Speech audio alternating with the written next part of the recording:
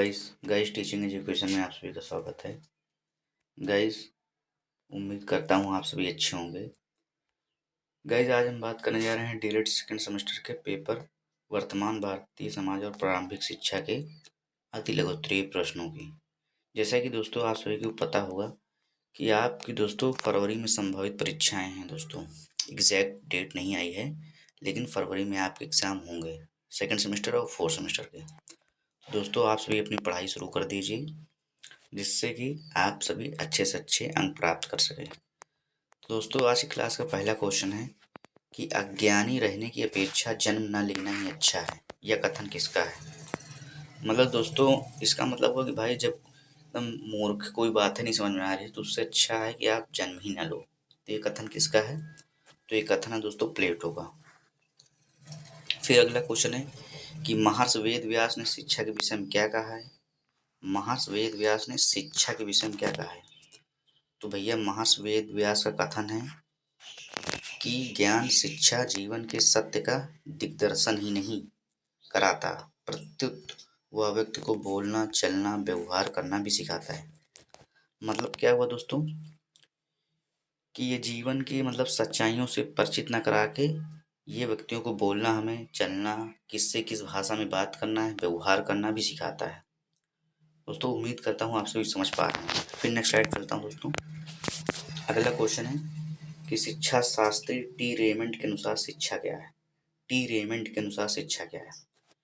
तो शिक्षा विकास का वह क्रम है जो बाल्यावस्था से परिपक्व अवस्था मतलब दोस्तों बाल्यावस्था जैसे जन्म से 6 वर्ष शैशवावस्था, 6 से 12 बाल्या, 12 से 18 किशोरा या परिपक्व अवस्था तक चलता है, जिसमें मनुष्य आपको आवश्यकता अनुसार धीरे धीरे भौतिक, सामाजिक और आध्यात्मिक वातावरण के अनुकूल बना लेता है। फिर से एक बार पढ़ते हैं दोस्तों। शिक्षा विकास का वह क्रम है जो बाल्यावस्था से परिपक्वावस्था तक चलता है, जिसमें मनुष्य आपको आवश्यकता अनुसार धीरे धीरे भौतिक, सामाजिक और आध्यात्मिक वातावरण के अनुकूल बना लेता है। भौतिक का मतलब दोस्तों जैसे दोस्तों हम घर है, विद्यालय है, जो चीज़ें हमें मूर्त रूप से या प्रत्यक्ष रूप से दिखाई देती हैं दोस्तों, ये भौतिक हो गई। सामाजिक जहाँ रहते हैं दोस्तों सामाजिक। आध्यात्मिक का मतलब दोस्तों शैक्षिक क्षेत्र से।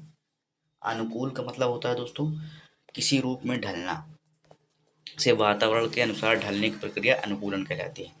तो वही हुआ किसी चीज़ में ढल जाना अनुकूल होता है, अनुकूलन कहलाता है। फिर नेक्स्ट स्लाइड चलते हैं दोस्तों। शिक्षा के उद्देश्य की आवश्यकता। शिक्षा के उद्देश्य की क्या आवश्यकता है? मतलब शिक्षा के उद्देश्य क्या क्या है, तो भाई इसको बताने की आवश्यकता क्या है? तो उत्तर हो जाएगा दोस्तों उद्देश्य एक पूर्वदर्शित लक्ष्य है जो किसी क्रिया को संचालित करता है अथवा व्यवहार को प्रेरित करता है। मतलब भाई हमें उद्देश्य ही नहीं पता होगा तो हमारे अंदर जो आंतरिक इच्छा है दोस्तों उसमें काम करने की या कार्य करने की या पढ़ने की क्षमता मतलब हमारे दिमाग में आ ही नहीं पाएगी। जब हमारा उद्देश्य पता होगा कि हाँ इसको करने के बाद ये होगा, तो जब हमारा उद्देश्य हो जाएगा, फिक्स हो जाएगा, तो उसके बाद जो कार्य करने की क्षमता है उसमें वृद्धि होगी, सोचने समझने की क्षमता, उसके प्रति लगाव होगा दोस्तों। तो वही दोस्तों प्रेरित का मतलब आप सभी जानते होंगे अभिप्रेरणा या मोटिवेशन या मोटिवेट प्रेरित करता है। फिर दोस्तों अगला क्वेश्चन, स्वस्थ शरीर में ही स्वस्थ मस्तिष्क होता है या स्वस्थ मस्तिष्क का वास होता है, ये कथन किसका है? तो दोस्तों बहुत बार आया दोस्तों, और ऐसे भी आप सभी जानते हो ये कथन अरस्तु का है। किसका है दोस्तों? अरस्तु। दोस्तों इन्होंने मनोविज्ञान के क्षेत्र में भी बहुत काम किया है, जो साइकोलॉजी जिसे बोलते हैं, बाल विकास दोस्तों। फिर अगला क्वेश्चन है, ज्ञान ही स्वर्ग तक की उड़ान में पंखों का आधार है। ज्ञान ही स्वर्ग तक की उड़ान में पंखों का आधार है। मतलब ज्ञान ही इन्होंने बताया, क्वेश्चन कहने का मतलब है जो ज्ञान ही वही आधार होता है, बेस जिसके आधार पर हम लोग स्वर्ग तक की उड़ान भर सकते हैं। तो यह कथन किसका है भाई? तो यह कथन विलियम शेक्सपियर जी का है, विलियम शेक्सपियर। फिर नेक्स्ट स्लाइड चलते हैं दोस्तों। अगला क्वेश्चन है कि शरीर, मस्तिष्क और आत्मा इन तीनों का उचित और सामंजस्यपूर्ण मिश्रण पूर्ण मनुष्य के निर्माण के लिए आवश्यक है और शिक्षा की सच्ची व्यवस्था का आधार है। यह कथन किसका है? फिर से एक बार देखते हैं दोस्तों। शरीर, मस्तिष्क और आत्मा इन तीनों का उचित और सामंजस्यपूर्ण मिश्रण पूर्ण मनुष्य के निर्माण के लिए आवश्यक है और शिक्षा की सच्ची व्यवस्था का आधार है। यह कथन किसका है? तो ये कथन भैया महात्मा गांधी का है दोस्तों। महात्मा गांधी जी ने कहा था। इसको याद कर लीजिए दोस्तों। ये इसमें तो याद करने वाला कोई ट्रिक नहीं है दोस्तों। फिर अगला क्वेश्चन है कि शिक्षा के वैयक्तिक उद्देश्य का संकुचित अर्थ क्या होता है? दोस्तों वैयक्तिक उद्देश्य का मतलब समझ लीजिए कि वैयक्तिक उद्देश्य का मतलब होता है दोस्तों व्यक्तिगत, मीन्स स्वयं से, किसी पर्सनल व्यक्ति में। संकुचित का मतलब दोस्तों छोटा। इस संकुचित अर्थ क्या है भैया? इस मतलब उसको छोटे छोटे अर्थ में आप बताइए क्या होगा? तो आत्मा विवेक तथा अथवा बालक की शक्तियों का सर्वांगीण विकास। वैयक्तिक उद्देश्य का संकुचित अर्थ होगा भैया आत्मा विवेक।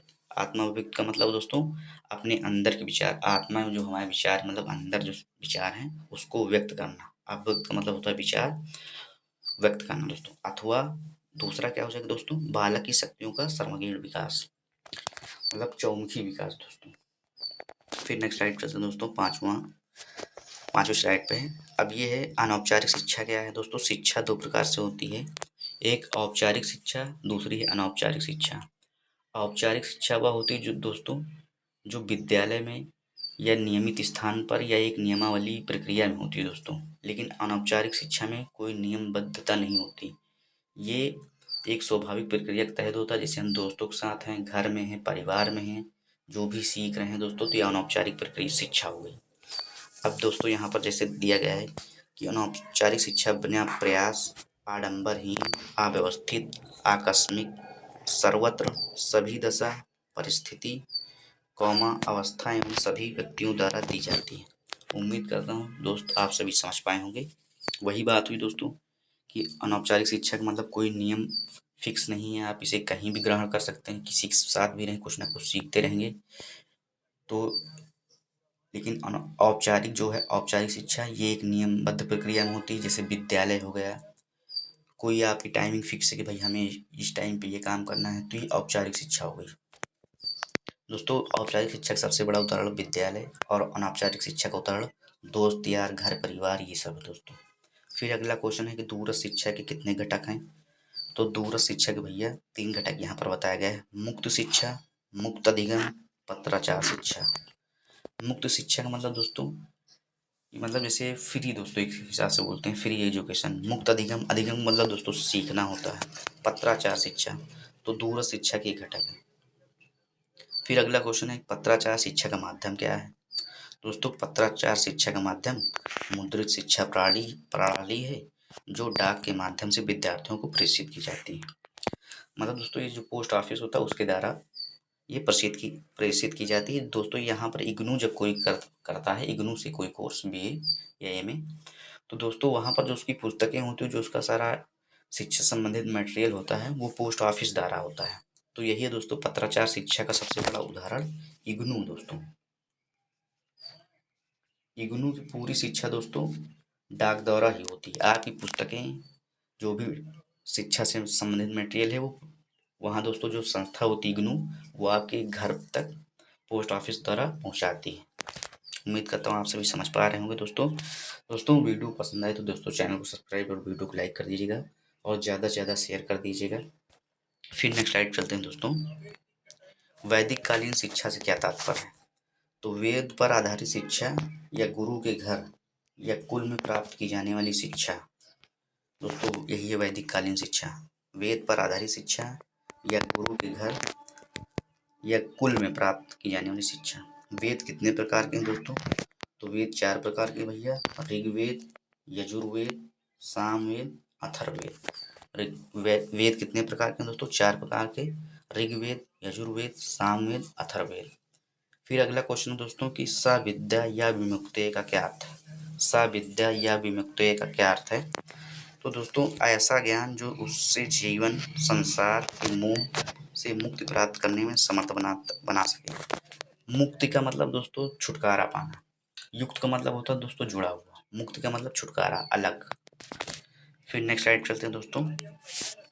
प्राचीन भारतीय शिक्षा प्रणाली को गुरुकुल शिक्षा क्यों कहा जाता है? प्राचीन भारतीय शिक्षा प्रणाली को गुरुकुल शिक्षा क्यों कहा जाता है? दोस्तों यह शिक्षा गुरु घर या कुल में प्राप्त होती थी, इस कारण इसे गुरुकुल शिक्षा कहते हैं। फिर अगला क्वेश्चन दोस्तों, प्राचीन काल में एक वेद के ज्ञाता को क्या कहते थे? एक वेद को ज्ञाता क्या कहते थे दोस्तों? तो प्राचीन काल में एक वेद के ज्ञाता को स्नातक कहते थे। जैसे इस समय दोस्तों जो इंटर के बाद की डिग्री होती है 3 वर्षीय, इसको स्नातक कहते हैं। और जो परास्नातक होती है दोस्तों, ग्रेजुएशन के बाद पोस्ट ग्रेजुएशन होती है, तो वहाँ पर एक वेद के ज्ञाता को स्नातक कहते थे। दोस्तों वीडियो को ज़्यादा से ज़्यादा शेयर कर दीजिएगा, अपने फ्रेंड्स जो ग्रुप्स बने हों उनमें ज़्यादा से ज़्यादा शेयर कर दीजिएगा, और आप सभी अपना ख्याल रखिएगा। थैंक यू दोस्तों।